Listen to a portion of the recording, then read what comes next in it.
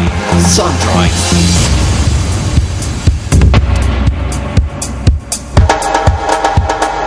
அனைவருக்கும் இனிய காலை வணக்கம். இன்று 13ஆம் தேதி பிப்ரவரி மாதம் வியாழக்கிழமை 2014ஆம் ஆண்டு ஒரு புதியதொரு காலை பொழுதில் உங்கள் அனைவரையும் சந்திக்கின்றோம். நியூஸ் ஃபர்ஸ்ட் சக்தி டிவியின் காலை நேர பிரதான செய்திகள். முதலில் தலைப்புச் செய்திகள்.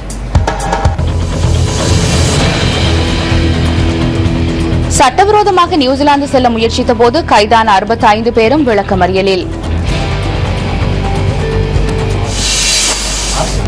இந்தியாவில் விடுதலை செய்யப்பட்ட இலங்கை மீனவர்கள் 43 பேரும் சொந்த இடங்களுக்கு அனுப்பி வைப்பு. லண்டன் மேற்கு பகுதியில் வெள்ள நீரின் மட்டம் உயர்வு.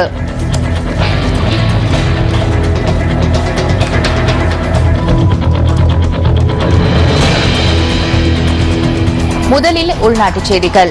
சட்டவிரோதமாக நியூசிலாந்து செல்வதற்கு முயற்சித்த போது கைதான 75 பேரில் 65 பேர் இன்று வரை விளக்கமறியலில் வைக்கப்பட்டுள்ளனர்.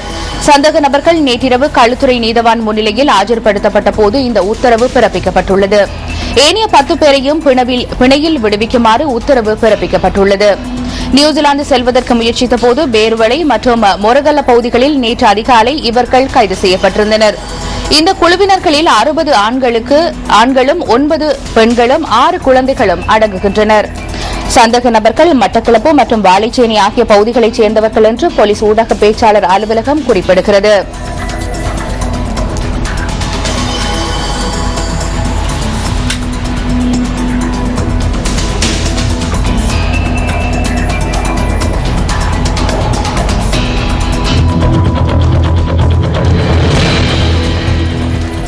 இந்தியாவினால் விடுதலை செய்யப்பட்டு கடற்படையினரிடம் ஒப்படைக்கப்பட்ட இலங்கை மீனவர்கள் 43 பேரும் சொந்த இடங்களுக்கு அனுப்பி வைக்கப்பட்டுள்ளனர். கடற்படையினரிடமிருந்து நேற்றிரவு இந்த மீனவர்கள் தாம் பொறுப்பேற்றதாக கடற்றொழில் திணைக்களத்தின் யாழ் மாவட்ட உதவி பணிப்பாளர் என் கணேசமூர்த்தி தெரிவித்துள்ளார். திருகோணமலை மற்றும் மாத்தறை ஆகிய பகுதிகளைச் சேர்ந்த இந்த மீனவர்களுக்கான போக்குவரத்து வசதிகள் ஏற்படுத்தி கொடுக்கப்பட்டு அவர்கள் சொந்த இடங்களுக்கு அனுப்பி வைக்கப்பட்டதாகவும் அவர் தெரிவித்துள்ளார். அவர்களின் 10 படகுகளும் அவர்களிடம் ஒப்படைக்கப்பட்டுள்ளன. இந்திய கடல் எல்லையில் அத்துமீறி மீன்பிடியில் ஈடுபட்ட குற்றச்சாட்டில் கடந்த வருட இறுதியில் இந்திய கரையோர பாதுகாப்பு பிரிவினரால் இந்த மீனவர்கள் கைது செய்யப்பட்டிருந்தமை குறிப்பிடத்தக்கது.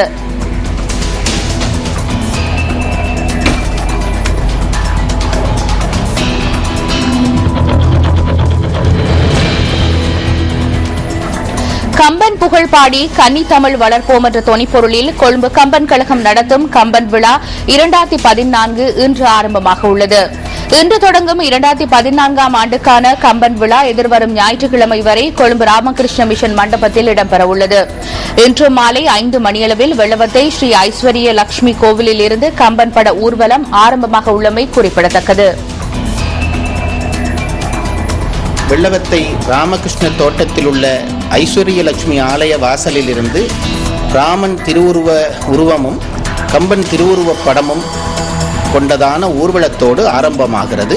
அதைத் தொடர்ந்து நடைபெற இருக்கக்கூடிய நிகழ்ச்சிகளிலே அறக்கட்டளை விருது என்று கம்பன் கழகம் அமைத்திருக்கக்கூடிய 5 அறக்கட்டளை விருதுகளை நாம் வழங்க இருக்கிறோம். இந்த விருதுகள் வழங்கப்பட்ட பிறகு நம்முடைய கம்பன் விழாவிலே வழக்கமாக நடைபெறுகிற போட்டிகளுக்கான பரிசளிப்பு முதலிய நிகழ்ச்சிகள் நடைபெறந்து இந்தியாவிலே இருந்து வந்திருக்கக்கூடிய கலைமாமணி நர்த்தகி நர்ராஜ் அவர்களுடைய நாட்டிய நிகழ்ச்சி நடைபெற இருக்கிறது. வெள்ளி, சனி, ஞாயிறு ஆகிய 3 தினங்களும் காலை மாலை நிகழ்ச்சிகளாக நல்ல தமிழ் நிகழ்ச்சிகள் இந்த விழாவிலே நடைபெற உள்ளன. நிறைவு நாள் கம்பன் விழா ஞாயிற்றுக்கிழமை மாலை அன்று 6 நம் சமுதாயத்தைச் சேர்ந்த ஈழத்தைச் சேர்ந்த 6 பெருமக்கள் கௌரவிக்கப்பட இருக்கிறார்கள். உலக புகழ் பெற்ற கர்நாடக சங்கீத இசை மேதையும் சினிமா உலகத்திலே பாடி புகழ் கொண்டவருமாகிய பம்பாய் ஜெயஸ்ரீ அவர்கள் பெற இருக்கிறார்கள். அவருக்கு அந்த கம்பன் புகழ் விருது வழங்கப்பட இருக்கிறது. தமிழை அள்ளிச் சுவைக்க ஆர்வத்தோடு இருக்கிற தமிழ் ரசிகர்கள் அத்தனை பேரும் வளமை போட கம்பன் விழாவில் கலந்து கொள்ள வேண்டும் என்று கம்பன் கழகத்தின் சார்பாக தாழ்மையோடு கேட்டுக்கொள்கிறேன்.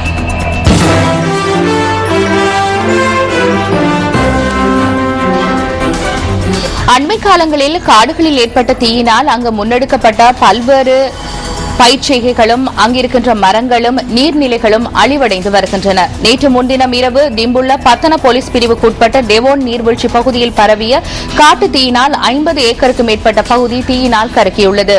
இவ்வாறான சம்பவங்கள் கடந்த சில நாட்களாக தொடர்ந்து நடைபெற்ற வண்ணம் உள்ளன. இவை தொடர்பான தகவல்களை அறிந்து கொள்வதற்காக நமது பிராந்திய செய்தியாளர் ரஞ்சனுடன் நாம் தொடர்பினை ஏற்படுத்தியிருக்கின்றோம். வணக்கம் ரஞ்சன். வணக்கம் உமா. ரஞ்சன், இந்த 50 ஏக்கருக்கு மேற்பட்ட பிரதேசம் காட்டு தீயினால் முற்றாக கருகி இருக்கிறது. இது தொடர்பான நிலைமை எங்களுக்கு விளக்க முடியுமா? ஆமாமா, குறிப்பாக கடந்த 2 மாதங்களாக மலையகத்தில் தொடர்ச்சியாக வெயில் இருக்கின்றது. கடுமையான வெயில், இரவு வேளைகளில் கடுமையான குளிராகவும் பகல் பொழுது கடுமையான வெயிலாகவும் காணப்படுகிறது. இது ஒரு வறட்சி நிலைமை உருவாக்கியுள்ளது. இந்த சந்தர்ப்பத்தில் மலையத்தில் காணப்படுகின்ற பற்றை காடுகள் புல்வெளிகள் எல்லாம் பின்னேரங்களில் மற்றும் இரவு வேளைகளில் தீப்பிடித்து இருக்கின்றன.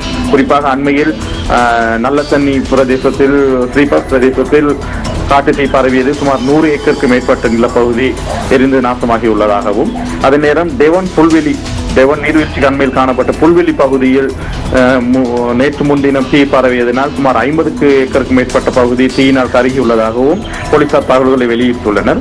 இந்த தீ எதனால் பரவுகின்றது, எவ்வாறு பரவுகின்றது என்பது சம்பந்தமாக இதுவரையிலும் எந்தமான ஆதாரங்களையும் போலீசாரால் கண்டுபிடிக்க முடியாமல் இருக்கின்றது. ரஜன், இந்த காட்டு தீயினால் மக்கள் குடியிருப்புகளுக்கு ஏதாவது பாதிப்புகள் ஏற்படும் சாத்தியக்கூறுகள் இருக்கிறதா?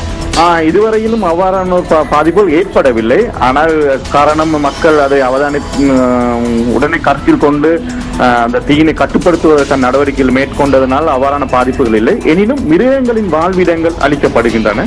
அது மட்டும் இல்லாமலுமா இந்த மலையகம் என்பது நீரூற்றுக்களின் பிறப்பிடம். இங்கிருந்தே முழு இலங்கைக்குமான போகின்றது. இந்த நீரூற்றுக்கள் அளிக்கப்படுகின்ற நிலைமையும் இந்த தீயினால் காணப்படுகின்றது. ரஞ்சன், இந்த காட்டு தீயை கட்டுப்படுத்துவது தொடர்பாக சுற்றாடல் அமைச்சு மிக அண்மையில் ஒரு திட்டத்தை அறிமுகப்படுத்தி இருக்கிறது. எனவே இந்த காட்டு தீ பரவி இருக்கின்ற பிரதேசத்திலும் அவ்வாறான ஏதாவது நடவடிக்கைகள் ஆரம்பிக்கப்பட்டிருக்கின்றனவா?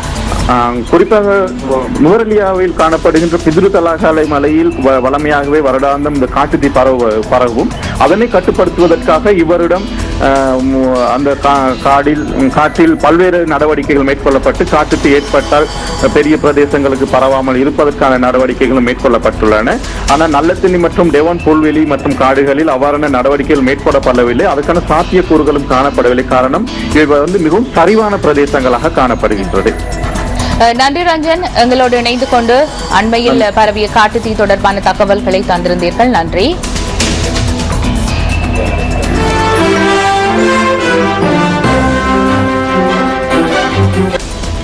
சுதந்திரமானதும் நியாயமானதுமான தேர்தலை உறுதிப்படுத்துவது தொடர்பில் தேர்தல் ஆணையாளருக்கும் இலங்கை மனித உரிமைகள் ஆணைக்குழுவிற்கும் இடையில் விசேட கலந்துரையாடல் ஒன்று இன்று இடம்பெறவுள்ளது.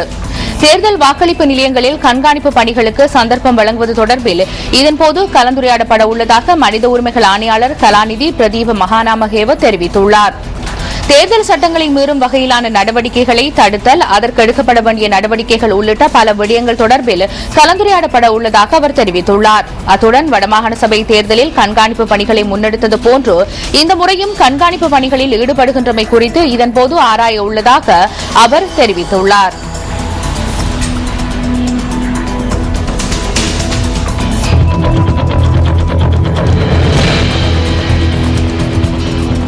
இலங்கையின் புராதன சின்னங்கள் இன்னமும் அழிவடையாது, அது சார்ந்த இடத்தின் வரலாற்றை எடுத்தியம்பும் ஆதாரமாக அவை இன்றும் விளங்குகின்றன. கொங்கல கட்பாறை தொடர்பான பார்வை அடுத்து. சபரகம மற்றும் தென்மாகாணம் ஆகியவற்றுக்கு உரித்தான கொங்கல கட்பாறை சிங்கராஜ வனப்பகுதியில் பறந்து விரிந்து காணப்படுகின்றது. இந்த கட்பாறை தெனியாய, சூரியகந்தை ஆகிய நகரங்களுக்கிடையில் உள்ள ஹேயஸ் தோட்ட பகுதியில் அமைந்துள்ளது. கொங்கல கட்பாறையின் நீளம் சுமார் 475 மீட்டராகவும் அகலம் 320 மீட்டராகவும் காணப்படுகின்றது. கொங்கல கட்பாறையிலிருந்து பார்க்கும் போது அம்பிலிப்பிட்டிய, சூரியகாந்த, வெள்ளவாய, தெனியாய, சிவனொளி பாதமலை, ஹம்மான் தோட்டை ஆகிய பகுதிகளை மிகவும் தெளிவாக காண முடியும். இலங்கைக்கு வருகை தரும் சுற்றுலா பயணிகள் இந்த பகுதிக்கு அதிக அளவில் வருகை தருகின்றமை குறிப்பிடத்தக்கதாகும்.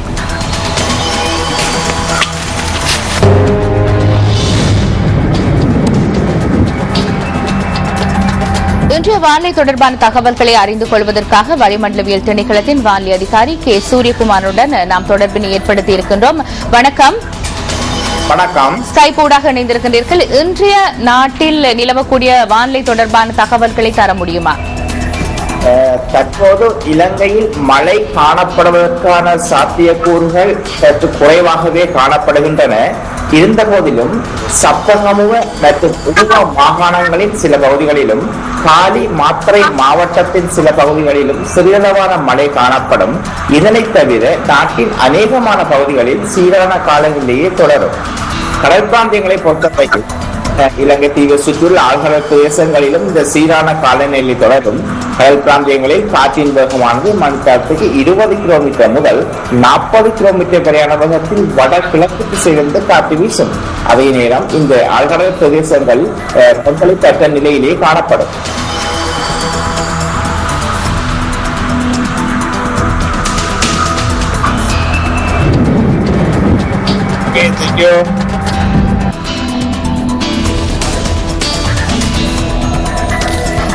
இலங்கையின் குமண தேசிய சரணாலயம் தொடர்பான சில தகவல்கள் அடுத்து உங்களுக்காக. குமண தேசிய சரணாலயம் இலங்கையின் தென்கிழக்கு பகுதியில் இந்த பறவைகள் சரணாலயம் அமைந்துள்ளது. சரணாலயத்தில் பல வகையான பறவைகள் காணப்படுகின்றன. அரிய வகை பறவைகளும் இந்த குமண சரணாலயத்தில் உள்ளன. ஏப்ரல் தொடக்கம் ஜூலை வரையான காலப்பகுதியில் 10,000க்கும் அதிகமான வெளிநாட்டு பறவைகள் இந்த சரணாலயத்திற்கு வருகின்றமை குறிப்பிடத்தக்கது.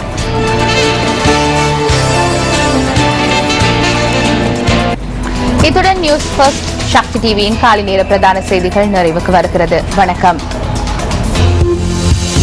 Hotline 0114-896-896 www.newsfirst.lk. Feedback